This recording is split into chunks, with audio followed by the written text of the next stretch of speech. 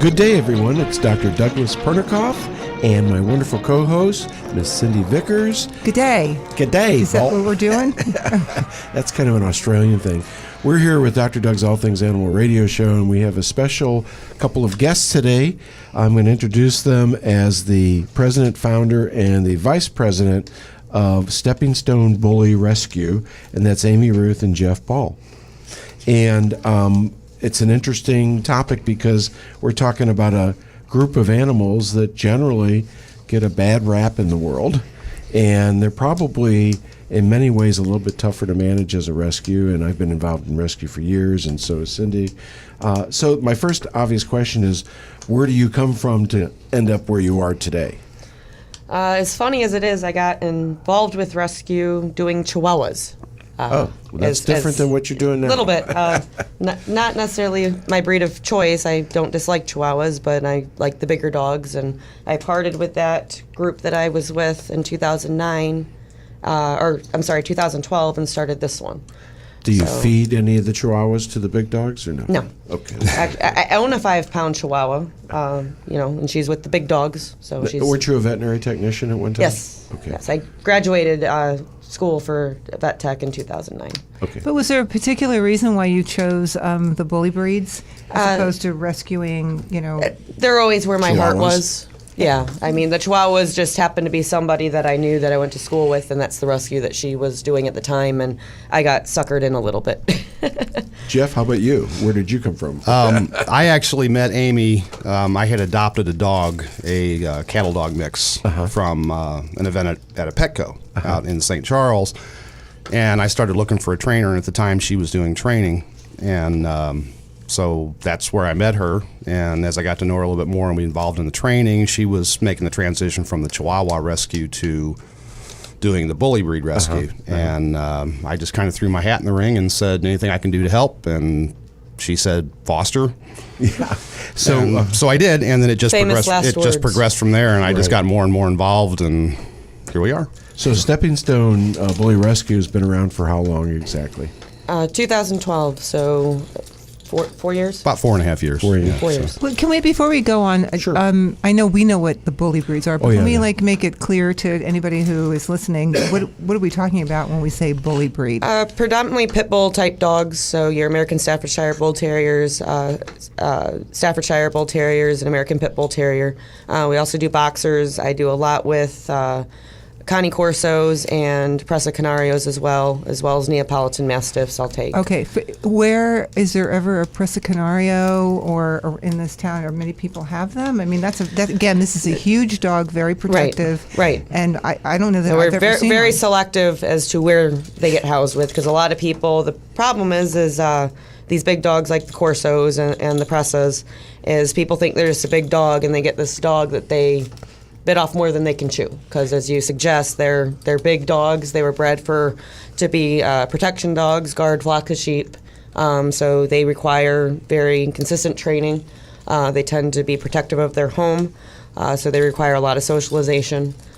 But do you, in St. Louis, do you actually come across them at all? Oh, yeah. Oh, yeah. Often? I used to see one in Clayton, actually. Yeah, no. One of my residential neighbors behind the clinic had a, I think it was a King Corso, and I do believe that, and we can talk about this in a minute, but I do believe that there's a genetic predisposition, I guess, over time. Like you said, these animals, I understood, came from, most of the bully breeds originally came from a breed called the Molosser. Have you ever heard of that? Well, that's your Mastiffs. That's the Mastiffs? Yeah. Okay. But they in the literature I was reading, it said that actually that's kind of where the bully name came, when they started using these dogs to fight in blood sports like teasing the bulls and stuff like that. Baiting, and that's until that got made illegal, and then they got the brilliant notion to start fighting them against each other. Right. So it wasn't that they were bully animals. It wasn't about their behavior as much as it was about what they were doing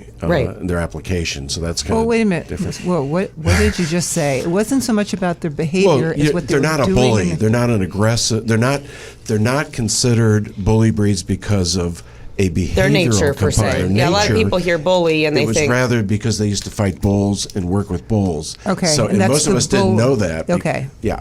So I had one Not question, a though. playground bully, but they Yeah, Right. bully. But your Mastiffs like the Pressa and the Corso Neo, they're actually more considered guardian breeds as opposed to the bully, even though we kind of classify them also in the bully type, but they're more considered guardian breeds because of their nature to be protective and whatnot.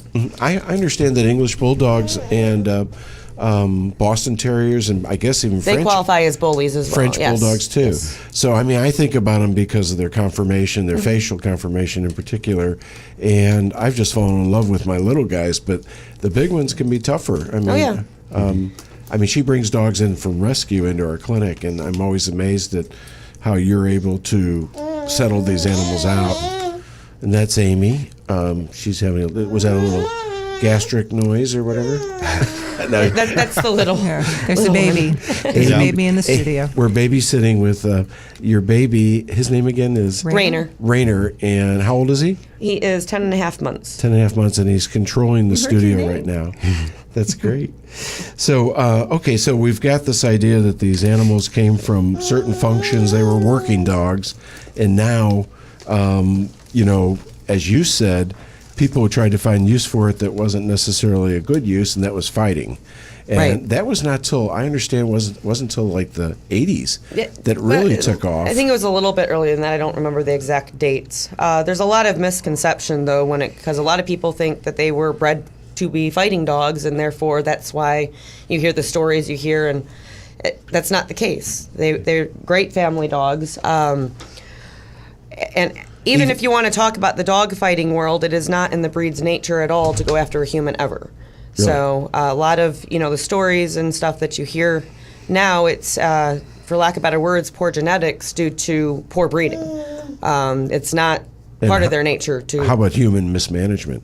that too. That sounds like I do not like the term you hear a lot of. It's all in how you raise them, because I hate when I hear that. Because by that theory, almost every dog I have in rescue shouldn't exist, because most of them came from horrible, horrible backgrounds, and they're the most forgiving creatures you could probably ever ask for.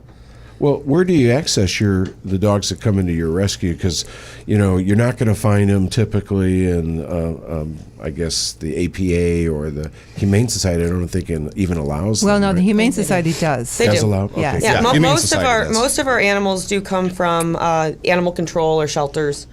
We don't generally take owner surrenders, mostly because once an owner needs to surrender them, we don't have immediate space because we're foster based. Oh, okay. And most owners wait till the last minute until they need help. And of course, there's never enough foster homes for the amount of dogs that need help.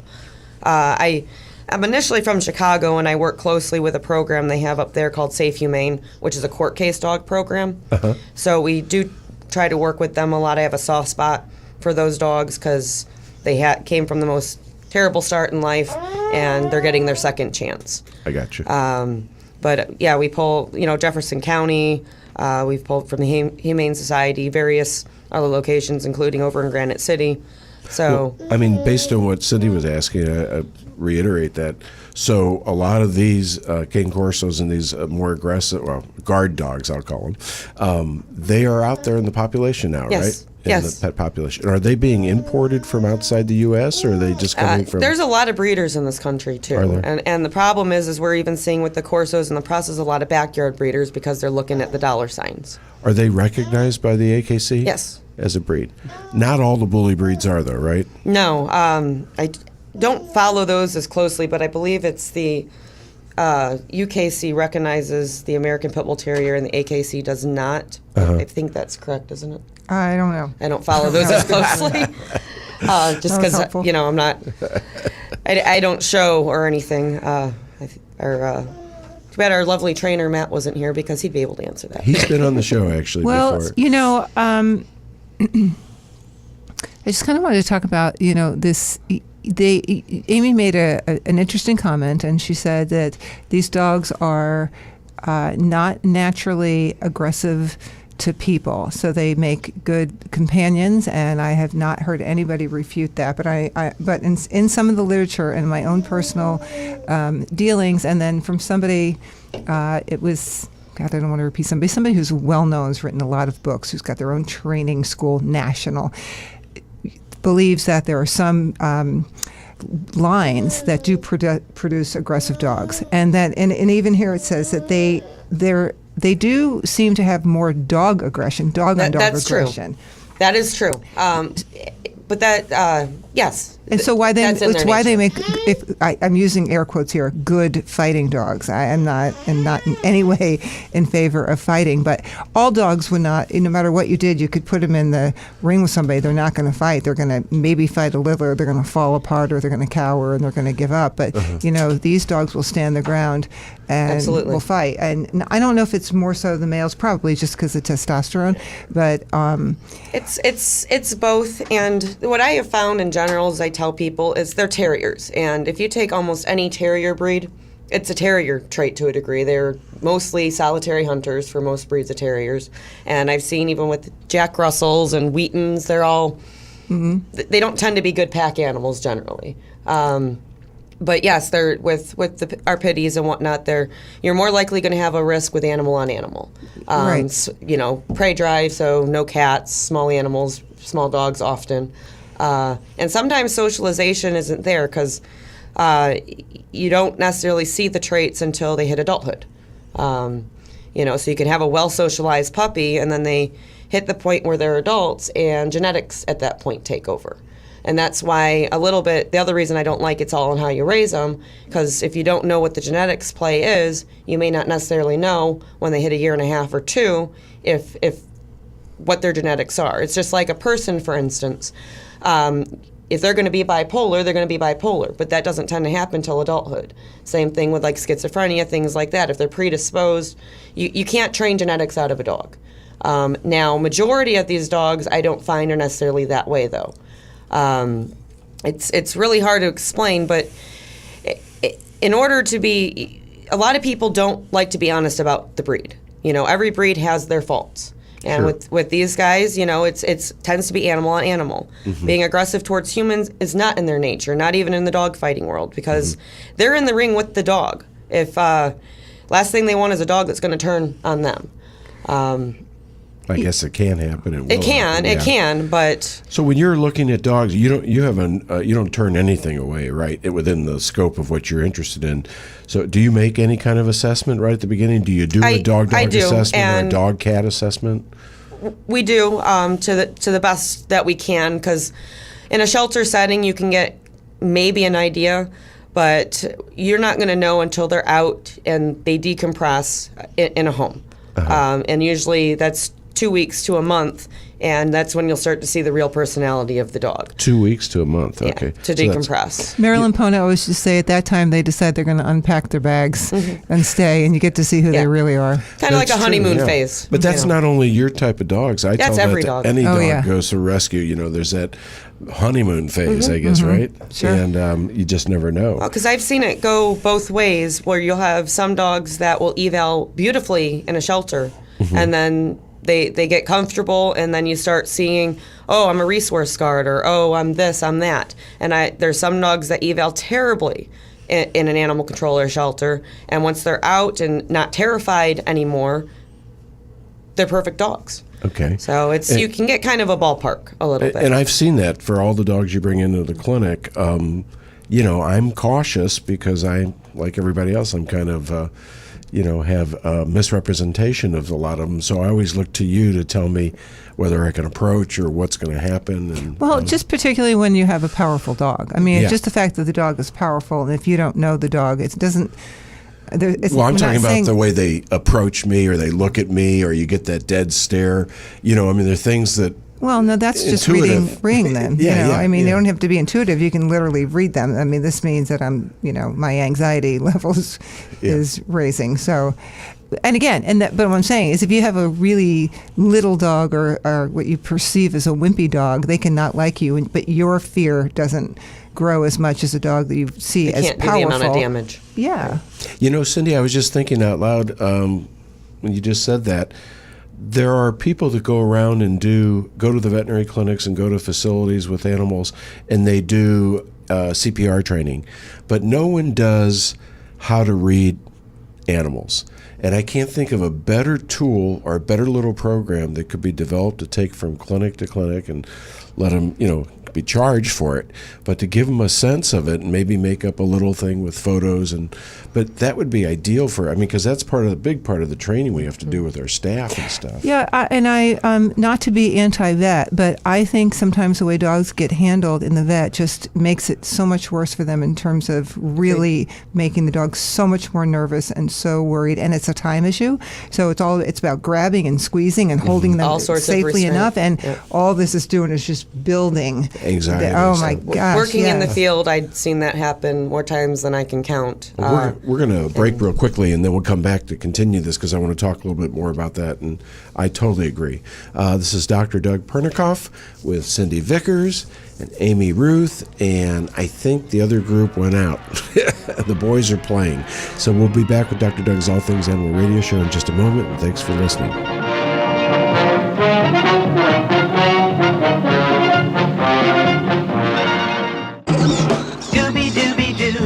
Where are you? We got some work to do now. Scooby-Dooby-Doo, where are you? We need some help from you now. We're back, folks, with our second segment. We're going to continue with discussion with Amy Ruth, and she is with the Stepping Stone Bully Rescue, and we've talked a little bit about what a bully breed is, and now we've been talking about some other aspects, and Cindy posed some interesting discussion. Go ahead, Cindy. Well, I first really wanted to know, we just touched on it for a moment, but kind of like, I know you said your heart was with the bully breeds, but how did that even start? I mean, you got hooked up with Chihuahuas through a friend. I mean, did you have like a pit or a Rottweiler I had or something? You're like, I actually, like as it? funny as it is, growing up, I was never allowed to have my own dog. We were allowed one family dog, and that was it. But my whole background is animals, but I was allowed to have lots of small furry creatures and whatnot, so I had lots of those. But I took up an interest with pitties probably as early as 12 or 13. And I had friends that owned them, and I worked with them and just researching and learning and everything. What do you like about them? Their loyalty, they're the way they bond, just everything kind of about the dog. I mean, it's just... some of them are quite beautiful. Do you like their too. look? Yeah, I can't deny that part of it is I like their look. It's hard to describe exactly what made me fall in love with them because I was a kid, back then. Mm-hmm. Were you a bully? No, I wasn't. No, I got bullied, but no. Because that's always a good reason. That's very interesting. Yeah, I was going to ask you that too, because I just, like you said, you have so Yeah, I many can't choices. exactly pinpoint, but it's their temperament. Honestly, it's the bad reputation they got. I've got a 10-month-old son, and he's around them all the time, and I trust them more than a lot of other breeds. Mm-hmm. Just because. But you have to start that with some kind of indoctrination and introduction program with controls. Yes, exactly. Yeah. There's a lot of structure in my house and everything along those lines, but my two pitties that I own, adore him, and they never were with kids until him. Right. And they're great. We were talking right between the break period about how to read these dogs, and Cindy had made a comment that it's difficult. It's not an anti-vet thing, but a lot of times the veterinarian staff hasn't been trained appropriately to manage the different dog, the dog that's not going to come in and just be Miss Pootsie, and of course this is going to involve a lot of dogs that you're dealing with, and I think that's a fair assessment. We were talking about the need that maybe people need to get trained better because, number one, it cuts down on the number of incidents against the dog and also against the staff. And a lot of people don't like their dog to disappear from them, to go in the back, to get a procedure done. We do that, but we ask first, do you want to be involved or can we take this dog back? Some of them understand that their dog is uncomfortable, with people or whatever, strangers, and they'll understand why we want to do that. And most of the time it works good, but again, we always ask their permission. And I think the reason is that we believe that the owner has a lot to offer. Not all owners, but any reasonable, intelligent person. A lot of clinics, it's their policy that the owner cannot hold, restrain. They automatically take them to the back, and it's Yeah, not helpful. There was one vet, I'm not going to say their name, that we used temporarily, and it was a rehab dog of mine. That's, as I call, a lifer, meaning that he's going to live out his life with me because he's just not an adoptable dog. He's a great dog, but I put in a lot of work with this dog, and he's not comfortable with restraint, given I can restrain him. I was okay with them staying in the room and allowing me to be there, and they insisted that he had to leave the room for a blood draw. And I said, well, that's not going to happen. And they tried to give me some spiel. Well, it's a lot faster. No. I know better than that. Right. So who is your best favorite vet in the whole world? I believe he's sitting right across from me. How did I know she was going to say that? Was just Little plug for the Clarkson Wilson Veterinary Clinic. Shameless plug. I know, Wes. We do a lot of rescue ourselves, and of course, it's great when somebody comes in and they pretty much know what they're doing, and that's evident when Amy comes in with her dogs, because she knows who and when to allow an approach and this and that, and she protects us as well as protecting the dog. Okay, so bully breeds are not just pit bulls, okay, obviously. Right. So we tend to kind of talk a lot about pit bulls because it's really, there was a time, and I think there's still some of it, where you could go into some rescue places and that's all they have. I mean, there's like one dog that isn't a pit bull, and every other dog is a pit bull or a pit bull mix, and I think that came a lot from. But you think that's geography, like city versus county? Oh yeah, because in the more country places, you have a bigger variety of dogs to choose from. But I'm wondering also then, your thoughts on this, Amy. Not just pit bulls, Rotties, and even boxers, which I can't really get my mind wrapped around. I love boxers. A boxer being a bully breed, but there has to be some reasons why people think of these dogs and kind of go, oh. I mean, there's like I call it the cult of people who love them, but then there is the majority of the general public who are really reluctant. Can I say something about that first? And I was reading about this. So historically, the Staffordshire Terriers and those bully breeds were brought over from Europe. And that was early. I think it was around World War II, you were saying. And they were hero dogs that saved lives. They were considered the American dog at one time. And then, as you said, when the fighting stuff started a little bit later, that's when they really took a hit emotionally and behaviorally. But I did some of that research, and actually, if you look at the bite incidents or the, God forbid, the death incidents to humans, they aren't the number one. In fact, it depends upon what the survey, right? It really does. The problem with the surveys and the statistics is, as much as their numbers, you can't even base them off like who identified the breed of the dog to start with. 9 times out of 10, it was somebody that probably didn't know. Even in animal controls, a lot of them can't identify a breed. They actually recently did a study where they DNA tested a bunch of dogs at a facility, and they were wrong 70% of the time on the breed of dog. Wow. Not only that, I was at this is many years ago, Sue Sternberg was in town, and I was at this conference, and just one segment it was just a big screen, and there was a dog on it, and they knew the mother and they knew the father, and what we had to do was guess what kind of dog it was. Sometimes it looked like, and then they showed you the mother and father, and sometimes it looked like the cross between the two, sometimes it looked very much like the mother, very much like the father, and sometimes it looked like a completely different breed. No way did it look like the mother or the father. So these were crosses, purebred, but different. Yes, purebreds. And the whole point was that you cannot tell by looking at a dog what they are. Right. There are some things that maybe only exist. Like people say it's got spots on its tongue, therefore it's a chow. That's not true. Yeah, that's not true. It's got, just lots of things. I mean, there'd be 2 long-haired dogs and then they produce a short-haired dog. Right. And just all kinds of things that could change genetically, and it was a huge eye-opener, and that was the point. Well, and the American Veterinary Medical Association has stated very emphatically that you can't determine and prejudge a dog by its breed alone. Right. So, and we want to. I mean, our society does it. And that's part of the dilemma is people think they can identify a dog, and it's gotten to where if they have a box head, it's a pit bull. Right. I have a 130-pound Connie Corso, whom you know very well, Drogo. He's a sweetie. I've been asked or been told numerous times that's a big pit bull. Well, he's not a pit bull. Yeah. You know, and that's the problem with statistics is you've got about 30 different breeds that commonly get encompassed as being a pit bull. So sure, the statistics are going to be swayed that they're more of a problematic animal. You know, if you start, you know, putting, you know, German Shepherds, Rotties, and Dobermans, all them in one class as well, then they're going to start to sway. Right. You know, the other problem is you have your pit bull type dogs are your large portion of the population now. They're the most commonly backyard bred dog and everything else. So when you have higher numbers of them, yeah, there's going to be more instances that something might go wrong. You know, chows, of course, you know, I've had chows, I've worked with chows, but if you know chows, they're a specific type of dog.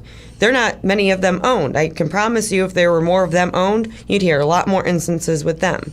A Thai Ridgeback. I actually have one. You haven't met him yet, but you will. Well, This is a warning. and he's a great dog, but they require specific type of ownership. They're considered a primitive breed, and they can be questionable dogs too. Okay, Very so few of them are owned, but if there were more, you'd have more instances. I'm sorry, I didn't mean to interrupt you.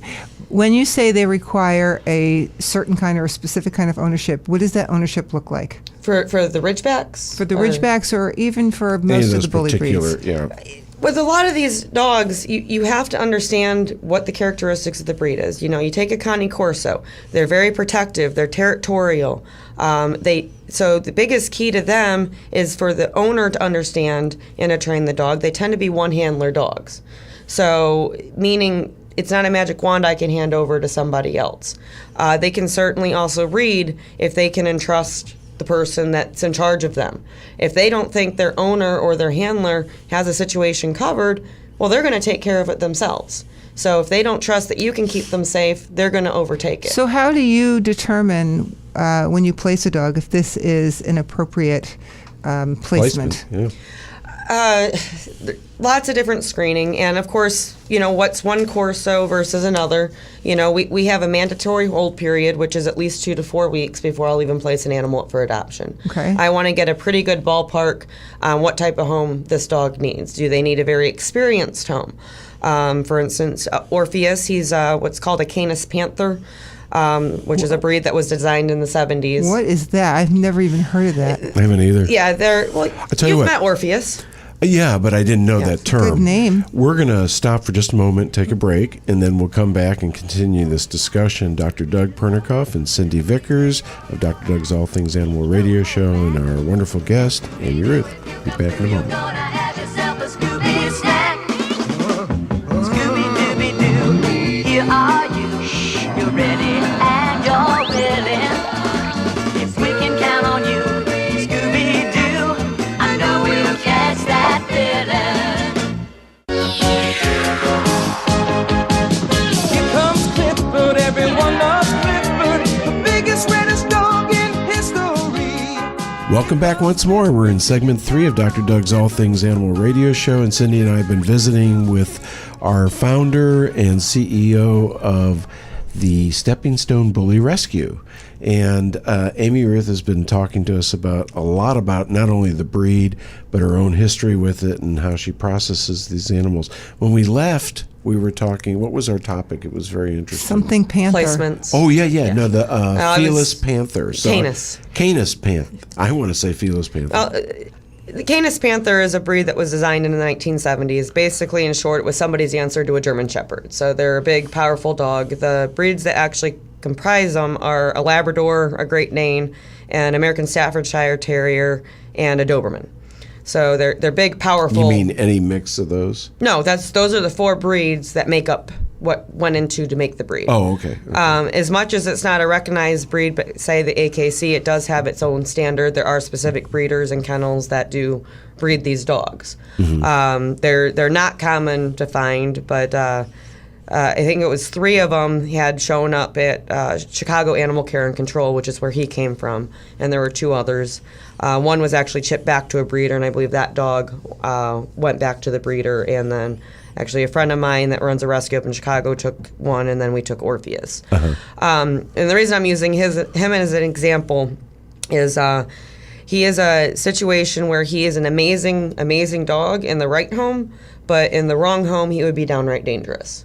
meaning he needs the initial footwork is the most important with dogs like this.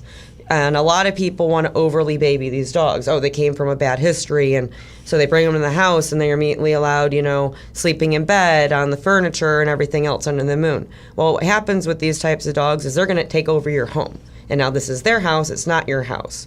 Nobody's coming into this house, and they start becoming overly territorial about everything. My wife did that to our home. It happens. And you don't necessarily have to be overly experienced with these dogs as long as you're willing to learn. Now, you have exceptions to the breed, obviously, that would be more apt for a beginner, where they're not going to carry a lot of these traits. And we can tell that if the dog's already an adult. If the dog, as I said earlier, is a puppy, you don't know how true to the breed they're going to be once they hit adulthood and not. So a puppy, you're always going to treat as though, it's a Corso, it's a Presa, and it's going to have these traits. And if you luck out, that's fine. These dogs. There are some theories that say, now I forget, I think it's 7 weeks. It could be wrong. It's either 6, 7, or 8. I think it's at 7 weeks. The dog will be a little version of what they're going to be temperamentally and also structurally. I don't know. I don't actually believe that is across the board highly accurate. Yeah. Yes, but you'll see a dominant puppy. You'll see that they'll just begin to, like, they lay their cards on the table early. The beginnings of these traits, but you can pick out the dominant puppy in a in a litter. But you'll see those things, and then they kind of sort of become very subdued until they reach their adult onset behavior, like Amy's saying. So, like, if you don't see it, and if it isn't totally accurate, and I'm more leaning toward it's not totally accurate, then you really don't know until they really reach maturity, and then all of a sudden you go, whoa, who are you? Right. And we hear that more often than not. I get contacted for Corsos and Presas all the time by owners. And it's usually in the same age bracket, between 1.5 to 3, and that they can't have people over, they can't control the dog, and it's because that initial footwork wasn't laid. The downside, though, is half the time, by the time they're contacting that they want to give up the dog, now the dog's bit somebody. And unfortunately, once that happens, my hands as a rescue get tied. Because, once it's a bite case, I can't take on that liability. So this is a shout out to have some very good training early on, because at that point, first of all, if people did not read those signs that was coming, that this is what's happening, they don't have enough knowledge, and now they're probably afraid of the dog. Yeah. So it's a really late time to go in and start. But if you have a handle on a dog and you're dealing with a dog who's being kind of pushy and they're 14 weeks or 16 weeks, you're probably not afraid of the dog, and you can be consistent and fair in your training, but you can be very consistent. You go, no, this is what I want you to do, this is what you're going to do, and I thank you for accepting the instructions that I've laid down, and you can do that much more easily. And you have to assume that if you don't do it, you could have a worst case scenario. Is that Maybe because you're not, going to but- get challenged at some point when that dog's reaching either sexual maturity or whatever? Are you, as a trainer, are you guys saying that most dogs are going to sow their oats and they're going to challenge the order? Some dogs might get hit their, as you would call it, their terrible twos and kind of push boundaries a little bit. But if you lay that initial groundwork, you shouldn't run into those issues. What kills me the most with people is, with the structure, and I'm saying, when you bring the dog home, and this is any breed of puppy even, if the dog's not confined, they're with you. They don't get to just do what they want. If you have, at least I know people do, but you have a toddler. Yes. What are they doing when you're not supervising? You've got them in a playpen, or they're confined in some fashion. Essentially, that's what a kennel is, or that's what an X-pen is. Right. You don't just let them run around to do their whatever they want, because at that point you become out of sight, out of mind. Well, I was doing what I want, so what do you mean now you're trying to tell me I can't? Kids can be the same way. Right. That plug is not safe, honey. With their tongue and 2 fingers. And I would say that you will get challenged many times early on. It's just little challenges, but it's so much easier to create a relationship that you want when you just have little challenges. You don't have to be heavy-handed. You're not going to feel afraid of your dog. You probably will be successful if you have a little bit of support and education about this is how I'm going to teach the dog. And it's not really, it's infinitely easier. Well, I think you said something before, a term, consistency, and it's just like parenting. Yep. You know, if you're not consistent in those important core management levels as a parent or as a dog manager, I think that's where it breaks down. But I think that people need about 3 more levels into. They understand the word consistent, but they're like, okay, what do you want me to be consistent doing? Yeah, a lot of In people what confuse that way with do you want routine me and to things be? like that. Yeah, you know? but so what do you tell me specifically? What should I do? I see. Don't just tell me to be good or be consistent, because I don't know what that looks like. That's a good point. The other thing is, like, I say structure, and people also think routine, and they are not the same thing. I got you. You know, it's structure. The best way I can describe it is this is what we do, you know, and these are the rules. Whereas routine is this is what time we eat, this is what time we walk. This, you know, that's more routine. You know, the structure is more rules, if you will, and that's key with especially the guardian breeds and whatnot. So, are you a not-for-profit? Yes. Okay, so and like, what's the reason that you're a not-for-profit? I guess my question: are you trying to raise money to go to like a next step, or you just want to be able to? Well, the support what you donations, have? it's the donations, and we're always hurting for donations. You can ask our I know lovely that. vet. I know that personally. Well, just veterinary expenses are a lot when you have It's a lot of dogs. astronomical, yes. And you know, a lot of these dogs, as I said, we don't turn them right back over. You know, a lot of them require training and things along those lines. Even our pitties, the average turnover is probably 6 months. You know, and that's accounting for the ones that adopt faster and the ones that we're going to have longer. That's really a long time for a rescue. I mean, can you imagine Managing a dog on average 6 months? The cost involved just in feeding those big And we dogs. don't feed garbage. You know, I'm big on animal nutrition and species appropriate diets. You know, I won't allow, you know, pretty much commercial brands even in the house. So This whole group of dogs, they're identified behaviorally as animals that have strength, confidence, and a zest for life. And I know that now that, you know, the fighting, dog fighting still happens underground, but can you speak a little bit about the sports opportunities, the activities that these pits are being involved in now, the polls and stuff like that? Weight pull, which is, you know, and there's a lot of controversy. I've seen people, because I see the posts on Facebook a lot where somebody will take a picture of somebody doing weight pull and it's abuse. And it's like, no, not if it's trained correctly. For these dogs, they need work. They need that mental stimulation. It wears them out. Same thing with bite sports. And when like you Schitzen, that kind of thing? or Mondeo Ring, like what Otto does with Empower Canine. You know, you've got dock dogs. You know, a lot of these dogs excel at these types of sports. What's a dock dog? Where they dive off the dock after the ball into the water. Oh, really? I didn't know that was an exercise. Yeah, and And I should mention, actually, that there is no such thing as jaws that lock. No.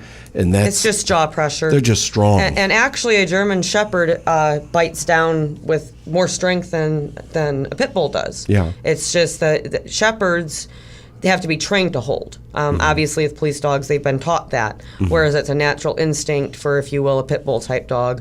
And, you know, they bite down once and they don't let go. And, of course, then they shake, and that's what really causes the damage, if you will. I want to mention one more subject. We're getting close to the end of our show, but we touched on it several times. Legislation, insurance-related issues. I understand there's over 12 big countries, major countries, that do not allow or compromise how you can manage these animals. They either have to have a guard on their face when they're out in public, they have to be neutered as soon as they enter the country. Some don't even allow them in the country. And then insurance, if you're handling or holding these dogs, that could be a big problem in any given community. So, Well, and you still have bans. Springfield, Missouri just passed a ban.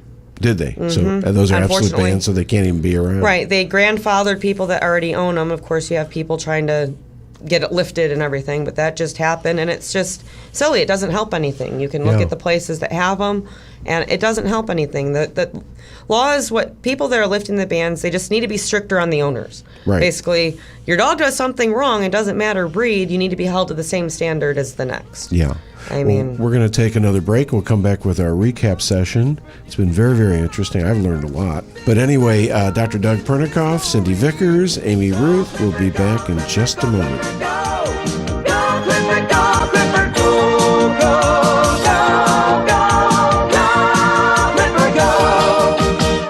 So brave is Corporal Rusty.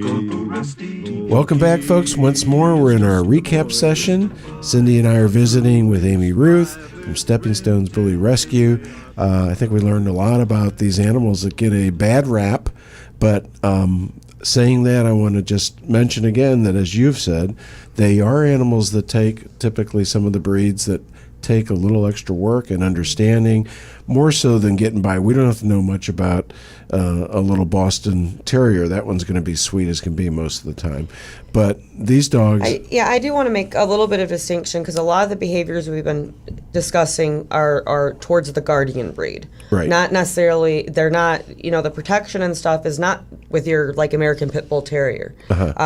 They're actually more likely going to run up and kiss an intruder than take them down. So I do want to make that distinction. Yeah, that a lot lovely, of lovely with people. You just need to be careful about With how they other might animals. be with other. Right. Yeah. Or how they get triggered by a situation, a scenario. So do you want Wait, to... no, take that back. Okay, I take... Because they're good with, they're really excellent with people. they really it's are. unusual. Yeah. Okay. It's not. No, what I was trying to say is that if kids come and grab, or Well, that's another any breed of dog dog, comes though. into I the don't- space, yeah. so I'm saying is that there's scenarios that can trigger a behavior that's Other there. animals, Other though. animals. But because even with- s- I even mean, they were the still- nanny dogs. Yeah. But even still, even in a dog fight, they're not likely going to redirect on their owner. I get you. Even if they get into it with another dog, they're like the one type of dog that you're probably kind of okay as long as you do it correctly to break up, because they're not going to turn around and possibly take it out on you next. Whereas there's a lot of breeds that there is a higher risk of breaking up a dog fight with them, because they'll just start going at anything and everything And then you in get their hurt. vicinity. Yeah. Yeah. Do you want to share with the audience how to contact you, or how do you want to open your doors for people that are looking for helping you, either as givers, providing a resource in dollars or support? We do have our website. Our website is Stepping Stone Bully BULLY.org, and we do have a donate button on the site that you can donate through PayPal. Okay. Directly, and that's the best way to donate. Okay.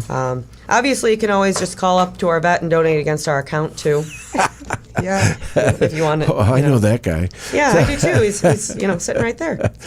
Okay, and then you were going to tell me you had some event that is happening this afternoon. Yes, Dogtoberfest in St. Charles. It's hosted by St. Charles City Animal Control, and it's down at Disabled Dog Park. That's down off the river. And Off of Main Street down there? No, it's off 370. Oh, okay. But it's Disabled Dog Park, DUSABLE, and that is from noon to 3. Our group will be there. We'll be doing $5 nail trims. We'll have our Kissable kissing booth, where you can, for $1, get a kiss from one of our lovely adoptable dogs. Are you going, Cindy? No, my plate is very, very full, but I hope that No, I was everybody hoping else to goes. sneak a kiss. And that's we'll all I have was- some raffle baskets at our booth, as well as one of our lovely adopters, who's also a client of yours, will be raffling off a painting of your dog. Oh, okay. But other activities, there's tons of other vendors there. There's contests, costume contests. I know they're doing microchipping down there. They tend to have live music. Sure. It's all around a fun day. You could bring your whole family, Okay. including fur kids. So Well, thank you so much for being here today. It's been wonderful. My You pleasure. did Great, Thank you. great representation. So real quickly, we're going to close out. But Cindy, if you need to get some training done, you can call Cindy at Clarkson Wilson Veterinary Clinic. Same number, 636-530-1808. And next week, you're going to be out of town, so we'll have to figure out another co-host. We won't find anybody as wonderful as you or as beautiful. but we'll deal with it. But you might. So Dr. Doug, Cindy Vickers, and our guest, Amy Ruth, we are appreciate you being here. Dr. Doug's All Things Animal Radio Show, and we'll be back next week with another fun topic. Thank you. Thank you. Remember best Corporal Rusty and Private Rin Tin Tin.